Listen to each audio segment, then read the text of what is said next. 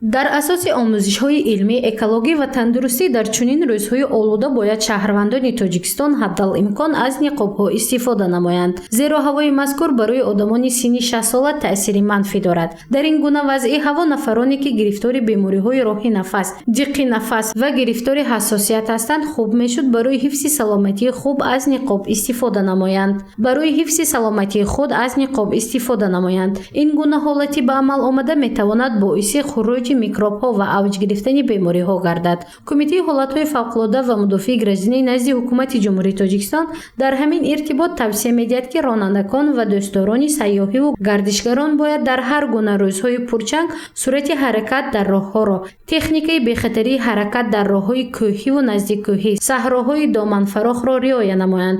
Огоҳӣ мекунад ки агентии об ва ҳавошиносӣ ва маркази об ва ҳавосанҷӣ ки то рӯзи 8 июн дар ҷумҳурӣ ва дар ноҳияҳои алоҳидаи ҷумҳурӣ чангу ғубор боқӣ мемонад. аксари вақт ин чангу ғубор дар ноҳияҳои ҷануби ҷумҳурӣ бисёртар рух медиҳад ки аз тарафи Афғонистон афғанский пил, афғанский буря мегӯм, ҳама афғанка мебояд.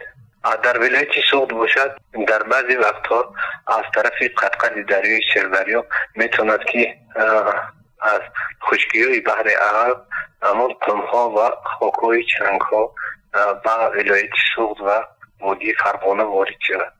дар аксари вақтҳо дар бисёри ноҳияҳо ки ҳозир айни ҳол медонед ки тобистон аст, боришот кам, дар бисёри аксари ноҳияҳо агар шамолҳои сахт шавад, агар чангу ғубор пайдо мешавад. ин чангу ғубори худи ҳамон минтақаҳо мебошад ки аз ки кам будани намнокӣ дар хоб пайдоиши ин чангу ғубор мебояд. риояи фосила байни мошинҳо хеле муҳим аст, чун эҳтимоли резиши санг ва кӯҳҳо низ зиёд мебошад. ба онҳое ки гирифтори бемориҳои диққи нафас ва роҳи нафасанд тавсия дода мешавад дозаи доруҳои истеъмолӣ дар ин рӯзҳо коҳиш надиҳанд, ҳамеша бо худ ингаляторҳо дошта бошанд. агар талабот ба ингаляторҳо аз 4-6 маротиба дар як рӯз зиёд шавад, ҳатман ба духтур муроҷиат намоянд. хабар дар такя ба маълумоти сомонаи Амид Ховар, яъне Агентии Миллии Иттилоотии Тоҷикистон Ховар гирифта шудааст.